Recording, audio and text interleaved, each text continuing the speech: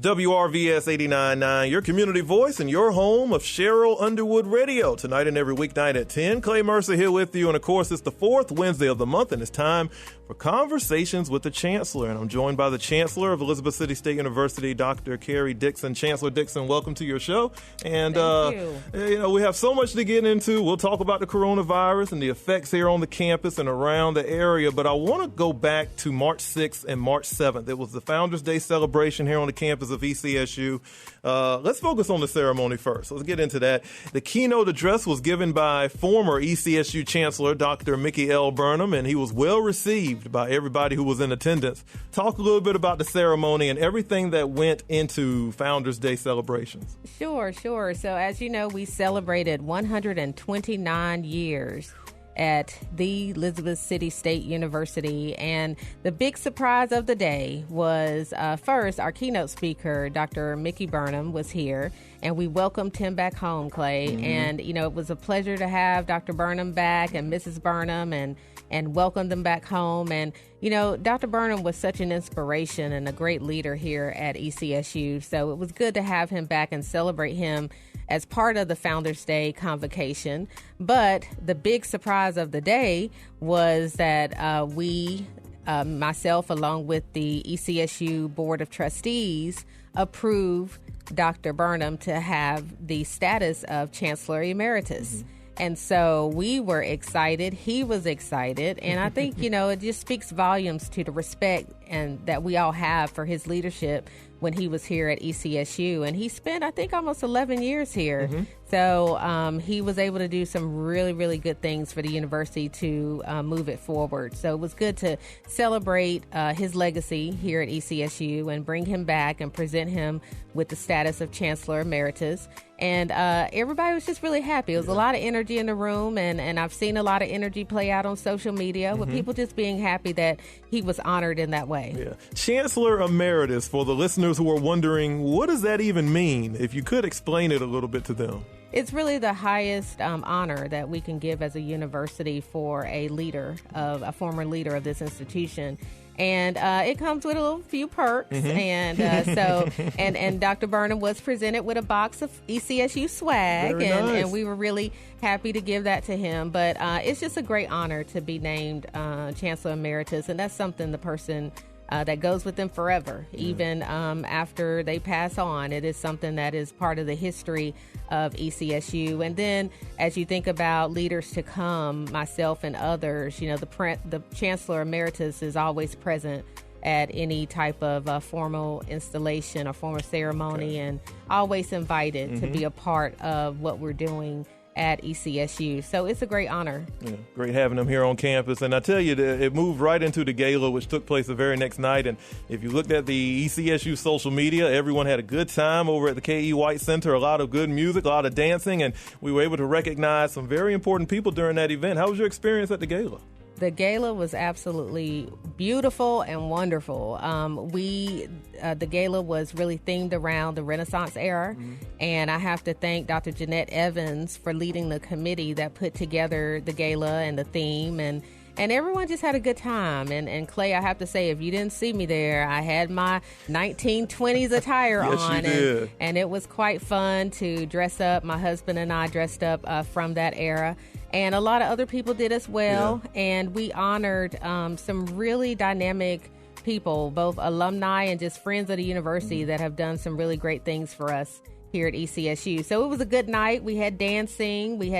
Started off with dancing from the 20s. Had select people go up on the dance floor and do their little dance. And then we opened the dance floor later on in the program after all of our honorees were recognized. And so it was a great night, and people seemed to have left there, excited. And we raised scholarship dollars, which was its purpose. Was important, yeah. And so we did that on behalf of the students, raising scholarship money, and people are still sending in checks. And so that's great, because the effort put forth is for our students, and any donations that are sent in, even, when the event happened, and even now, we're still accepting donations, and goes towards our general fund for scholarship dollars for students. Yeah. So if I recall correctly, I think the Chancellor and a few other people were doing the electric slide. So if you like to see that, you can check out our social media. You can also find more details about this online through our newsroom at newsroom.ecsu.edu. You're listening to Conversations with the Chancellor here on WRVS 89.9. And Chancellor, the CIAA tournament took place in the Queen City of Charlotte, February 23rd through the 27th. We talked about it before. Your schedule was busy. I had texted you, and you was busy at the time when I texted you. So I'm sure it was a lot of work, but I'm sure it was a lot of fun, too, down in Charlotte. Well, I have to say, every year it never fails. It is a lot of work. People, what we get out of this, we being the chancellors and the presidents, is just to see the happiness on our alumni and our fans' faces. But for us, it is definitely a lot of work. And what I mean by that is, we have an assigned schedule where we visit various groups, organizations, people around Charlotte and represent the CIAA, as well as host people to learn more about our institutions or just show our appreciation for their support and advocacy over the years. And so, it was back to back. I had my 8-page itinerary. I had a schedule. I knew where I had to be 8 o'clock in the morning. Didn't get back to my room some nights till around 11:30. And so it is nonstop. And so when I tell you, Clay, I have not had a day off since the CIAA. That is a true statement. I have not. But it's fun because we're working for the university, and the more we can get ECSU out there, the better. And of course, everyone knows the tournament is leaving Charlotte and going to Baltimore. Do you expect the same kind of experience in Baltimore? I'm sure it'll still be as busy, but it's almost like a reunion. Do you think that'll travel up to Baltimore when the time comes next year? Yeah, well, I really don't know what to expect yet. There are people who are very excited about us coming to the Baltimore area. And if you look at the CIAA, we're divided into 2 divisions. We have the Southern Division and we have the Northern Division. And so ECSU is a part of the Northern. And we have Bowie State, Virginia State, Virginia Union, us, and Shaw will go over to the Northern. We'll come over to the Northern Division next year. And so we, and also Lincoln. I can't forget Lincoln University in Pennsylvania. Right. And so we are definitely excited. Those schools are excited about their fan base coming to Baltimore because it's a lot closer. Very much so. And so I think, we're very optimistic. It's going to be different, though. It's going to be different than the Spectrum Center. But, we'll, I'm sure, get used to it. And the first year we'll kind of be able to see what works well, what doesn't work so well, and then we'll be able to really have a good time with that for the next 3 years. Definitely. Again, if you want more details about all of this, you can find it online at newsroom.ecsu.edu. And, of course, you're listening to Conversations with the Chancellor. Clay Mercer here with the Chancellor of Elizabeth City State University, Dr. Karrie Dixon. And Chancellor Dixon, obviously, we have to talk about the coronavirus. So let's go ahead and get into that conversation. Seems to be on everyone's tongues right now. Everybody's talking about it, and it's quickly becoming one of, if not the most significant events of our lifetime. And the impact the virus has been felt everywhere, even right here in Northeast North Carolina and on the campus of ECSU. Schedules have been altered. Students started spring break, and they're currently on spring break as we have this show right now. So there's a lot of moving parts. So let's start first with the decision to implement online learning for the students. I mean, I guess it went through the entire UNC system, but if you could talk a little bit about how this decision came about. Sure. So it was a tough decision for many people, and I think it's mainly because information about the coronavirus is constantly changing. Yeah. And so at first, the campuses were more so making decisions on a case-by-case basis, understanding our areas or our regions that we live in, kind of following the news.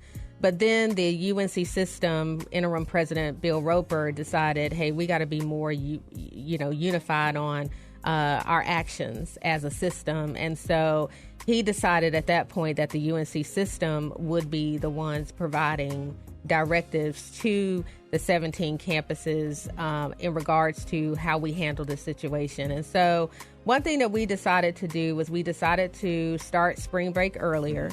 And so our students were originally we're supposed to start spring break on March 23rd, but we moved that up to March 17th. So our students will have a longer spring break. But what we've been busy doing since they've been on break is we have been testing our system, to make sure that we have the adequate technology and networks working and other things in place so that they will be coming back to online instruction. So this is a new territory for a lot of people, our faculty, our staff, and our students who have, some of them who have never taken online courses before. So it's really a trial and error piece for all of us in a way, but we're going to do the best we can. The faculty is on board. The faculty has been working. The faculty stayed here 3 days while the students were leaving campus to start their spring break earlier. We did that on purpose so we could spend 3 days with the faculty before they left for break to test, do some tests and to see kind of that we're all functioning well with the technology, and so our students, when they get back, will be ready to push the go button. I have two questions that come from that, and the first one is with the online component. I know there are some professors who haven't done this before, so this will be a first time for them, but is this an opportunity to really boost the online learning component for ECSU? Of course, people who take classes online, that still counts as enrollment toward ECSU. Is this a way for some professors to say, hey, I like the online thing and I want to do more of this, and it could boost it a little bit? Well, it could. It's a possibility because, you don't know what you don't know. And so having to move and transition to this way of instruction could definitely spark someone's interest, from the standpoint of the faculty. But, also as students also may find that, okay, this is not what I thought it was. This is better than I thought it was. So maybe I'll sign up for online classes later on. I don't really know, but I think we will have an opportunity to use this as an exploration opportunity for our faculty and students, and maybe they will see some good in it and want to do it, in the regular semester. And so, it's really interesting that people have just been such good sports about this because there is so much uncertainty and unknown. But people are generally very supportive in figuring out and working together and being collaborative around how we make sure that we are offering quality academic instruction, but we're also continuously pushing student success because at the end of the day, we want our students to still be successful in their courses because they are still enrolled here. They're still ECSU students, and we just need to get through this time that we're in with the coronavirus. And once we get through, then hopefully, things will be able to go back to normal. But until then, we just all have to stay on one accord, keep each other informed, and do the best we can. Definitely. It's Conversations with the Chancellor here on WRVS 89.9. And Chancellor, I want to move it to a little bit more of a personal feel because the coronavirus, it affects everybody, and I'm sure it's affected you and your family too. I'm sure they have questions like everybody. I still have questions even at this time, but what advice have you given to your kids and even family members who may be asking you about how to safeguard themselves against the coronavirus and how to just deal with this situation that we're in right now? Well, it's interesting you asked, Clay, because, I have a teenage daughter who's about to be 18. And she wanted to go to her favorite artist concert in Raleigh at the PNC, Billie Eilish. And so I let her go, and it was a Christmas present we gave her. And so we bought 2 tickets, one for her, one for one of her friends. And so I let her go, and we decided to let her go. But the conversation we had with her prior to going to that concert, was that she had to make sure that she behaved in a mature way in regards to protecting herself from the spread of this virus. And that meant, not touching railing if you can, and not touching things at the PNC, and not, making sure she washes her hands often and taking her hand sanitizer with her. And so, she had a wonderful time, as you can imagine. And, just got to put our faith in that she'll make the good decisions and common sense in some things, and just protecting herself from being exposed to the virus in that way. So it's difficult because, she's worried about, well, are they going to cancel the prom in April? Are they going to let me graduate? Are we going to, are they going to cancel graduation? So it's almost like a roller coaster of emotions right now from my teenager. But I think all students are feeling that way all over the state because, and even college students, when you start talking about canceling graduations and proms and things like that, that's very hard for them. And I think it's hard for all of us. So it is an emotional time right now. And everybody, is trying to stay calm. But, a lot of these things are events and milestones that people really look forward to. So to have all of that change is something that is very, very concerning. But we have to do what we have to do. That's right. It's what I told my daughter. And I said, there are some things that you can't control. That's right. And there's no reason for you to be upset about it if you can't control it. It's totally out of your control, and you just have to deal with the time and the circumstance that you have before you, but you figure out ways to make the best of it. That's right. So hopefully we'll get through all of that this senior year for her. But other than that, just telling them, I tell my little one too, because, little kids, they touch their face and they roll on the floor and they do all the things that they do as kids. And so talking to her, just helping her understand you can't be all over the floor everywhere, and you can't touch your face 15 times in 5 minutes or less. And so those types of things, just understanding that and keeping her calm as well. Because what we don't want, and President Roper emphasizes this all the time, is we don't want people to panic, but we do want them to exercise the strategies and the steps that have been given to keep yourself safe. Sure. If you know that you're elderly, if you know that you are a person who has an immune system disorder or whatnot, then just don't go around large crowds and keep yourself safe. And I had the same conversation with my grandmother and my mother-in-law and my parents. Use common sense, keep yourself safe, and remember these steps. And so, I think we're all in an environment that's ever-changing. That's right. And so we have to be ready to adapt and adopt this new way of living.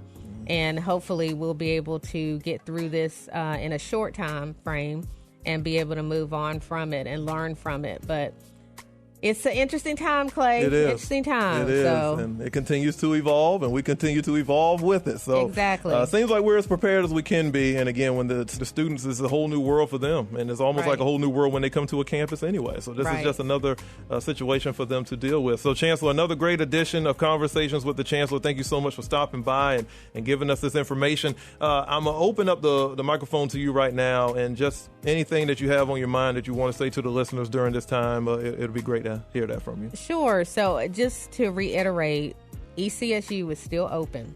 The only difference is that we have transitioned to online instruction to minimize time, face-to-face issues of distance from that standpoint in classrooms. So we're working through all of that, and on a case-by-case basis, we will make sure we do all we can to make sure all of our students are successful. We don't want anyone having even more anxiety than they probably have right now around this. So we want to make this as simple and as easy as possible, and we're doing all we can to be proactive in that way. So I ask you, listeners, to please continue to support ECSU. We need your support. We need your advocacy. We still do not have a state budget in North Carolina. So we do need you to continue to talk to legislators that tell them how much we need a state budget and what that will do for the UNC system and ECSU. And so just push for that, and hopefully we'll hear something soon in regards to our state budget as well. And I hope to come back to the show and give an update when we get closer to the General Assembly going into the short session on April 28th.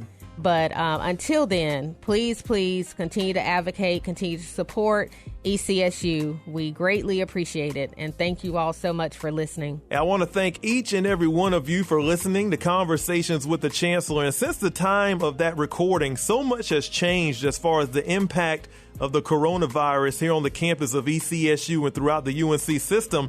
And we also received a flood of emails from people and students here who had a lot of questions for Chancellor Dixon. So I figured now would be the best time to get her on the phone. So with me right now is the Chancellor of Elizabeth City State University, Dr. Karrie Dixon. Chancellor Dixon, welcome back. Thank you for giving us a call and joining in on the show today.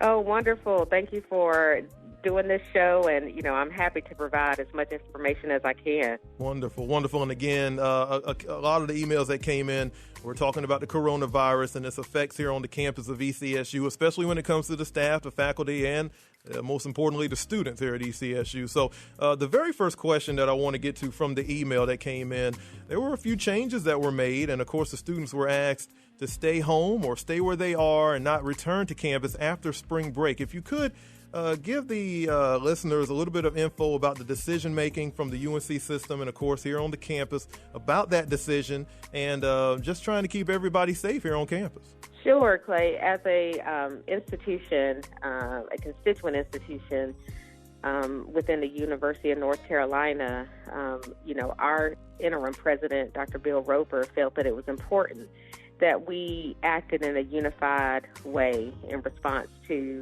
the coronavirus and making sure that we have all precautions necessary in place. And so the system office has been working closely with the governor, with other state officials, as well as federal officials to do the right thing for our campuses across North Carolina.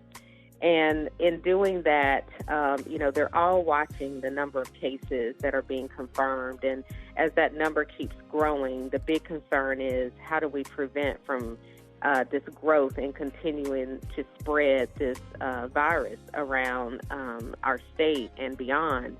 And so I think a lot of that, looking at the numbers, looking at kind of where we are with confirmed cases across North Carolina, really impacted the decision-making around whether or not to allow students to return back. And so for ECSU, we are the last university within the system to have spring break. And so our students being on spring break now, other students actually started back on their campuses today, their first day for online instruction. And so our students are still on spring break, which gives us a little bit of time to prepare for their transition to online instruction, which will start March 30th. So the best thing has been instructed by our system president and our UNC Board of Governors is for students to stay at home off campus so that we can continue to practice social distancing, and also for our students to transition to online instruction on March 30th, which is next Monday. But the main thing is just keeping our community, our campus community, our community of Elizabeth City and beyond, across the state and even outside the state as our students represent various states, just to keep everybody safe and try to keep that distance there so that we're not spreading the virus too far beyond where we are already. And just so everyone understands, this isn't just about ECSU. This is the entire UNC system. All of the campuses have kind of went to this. And again, just trying to keep it from spreading and trying to keep everyone safe. Exactly. Yeah, definitely. And so, Chancellor, I know one, and also a lot of people are wondering as far as the students, who can come back to campus, who can't. And I know there's been some special considerations to some of the students. Could you talk a little bit about that as far as some that may need to return, or maybe some students who are international, maybe far away? Could you talk a little bit about that? Sure. So we understand how difficult of a time this is right now. And as you and I both know, Clay, things are changing by the minute. I think every 30 minutes or so to an hour, we're getting a different update from various sources around the state and beyond, just trying to inform us and keep everybody informed about what's happening with this virus. So we understand that, there are certain circumstances, extenuating circumstances that some of our students experience. And so we want to be as flexible as we can in making sure that we help to provide the accommodations that those students need. So after spring break, if we have a student, or if you are a student listening, there are some exceptions to the need to reside on campus.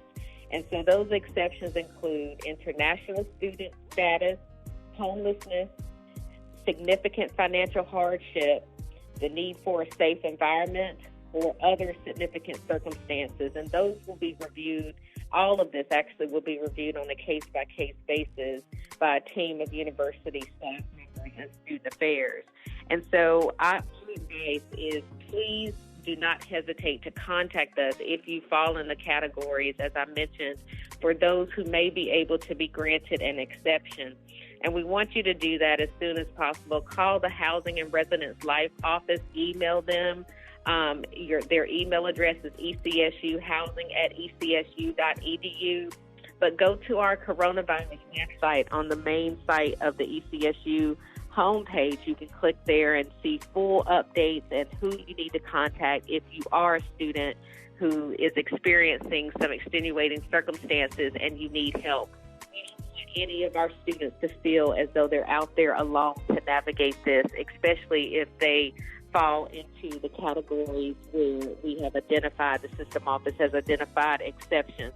So please call, and if you know a student who is having some issues, encourage them to call and to let us know so that we can try to help them as best we can.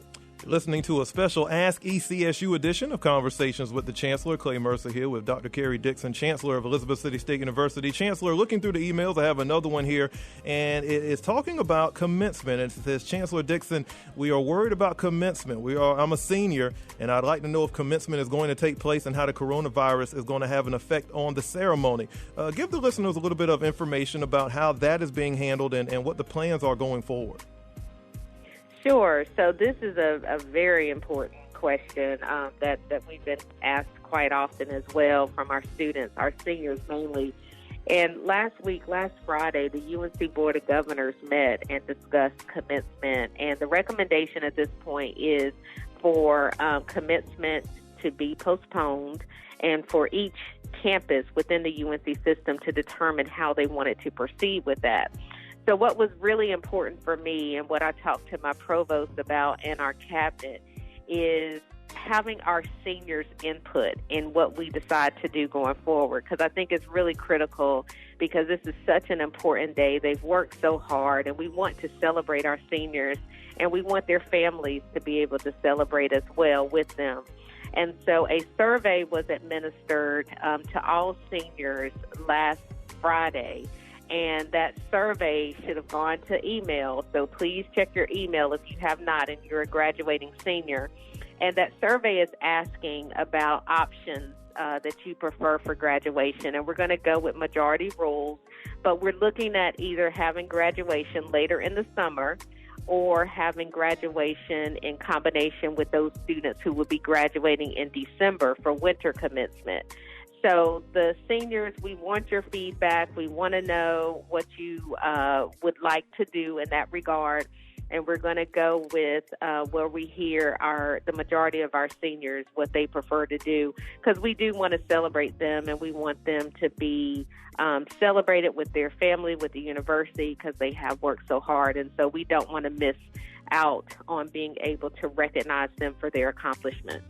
Of course, it's always a great accomplishment. And again, the coronavirus and COVID-19 having such an effect on the community, it's almost like we're learning as we go here and trying to make the changes necessary to not only keep everybody safe, but also to kind of try to find some normalcy if at all possible. So even when it comes to commencement, it's had an effect on that. But I'm glad that they had their input, and I'm sure that we're going to make the best decision we can for everyone involved. And again, this is affecting not only ECSU, but all universities, I mean, everywhere, not just the UNC system, but I think in all states and every place, everybody is trying to adapt. And so, again, Chancellor, thank you so much for taking some time and answering some of these emails. And I'm going to give you the microphone and let you speak a little bit more. If there's something else you'd like to say to the listeners, please do so now. Yes, thank you, Clay. You know, I totally agree with what you just said. I mean, you summed it up quite well. That this is something, this is a situation, a crisis situation that we're all dealing with. No one has all the right answers, but what we're trying to do is find as many answers as we can under the circumstances. And so what I just want to ask our listeners, our students, our campus community to have patience. You know, this is a evolving situation that's changing rapidly, daily, sometimes hourly. And we need to all work together to get through this. And it's not easy for anyone. We're doing all we can to make sure that we help the students that need the help, that we help the faculty that need the help, the staff that need the help. There's so many people in the community, our small businesses, everyone who is definitely critical to the success of our university, but also our community as a whole. And so I would just say, please, let's work together and let's get through this together. And it may take some time, may take some trial and error, but this is new to everyone. And as we continue to navigate this, it's going to be important that we navigate it together. And I think everyone, our faculty, our staff, have been very flexible with positive attitudes going forward in regards to helping our students with this transition to online. And so I just say, be patient with us, stick in there, hold on, don't leave us, and don't go anywhere. But do know that we're doing all we can to make this as easy as possible under the circumstances. And we'll continue to keep you all updated. We want to be transparent. As information comes, we are passing that on, but we are taking directives from the UNC System office at this time so that all 17 campuses across the state of North Carolina, part of the UNC System, that we're unified in our responses and our actions. So again, thank you so much, Clay, and thank you, listeners, and I look forward to getting through this together, and brighter days are coming. Sounds good to me. And again, if you have a question for Chancellor Dixon, you can send us an email to WRVS-FM@gmail.com, and make sure you're listening to Conversations with the Chancellor every fourth Wednesday of the month at 4 p.m. Chancellor, thank you so much for giving us a call and giving us this information, and I look forward to catching up with you soon. Definitely. Look forward to it. Yeah. Hey, make sure you stay tuned. I've got more of your feel-good favorites on the way. You're listening to Afternoon Delight Radio Show.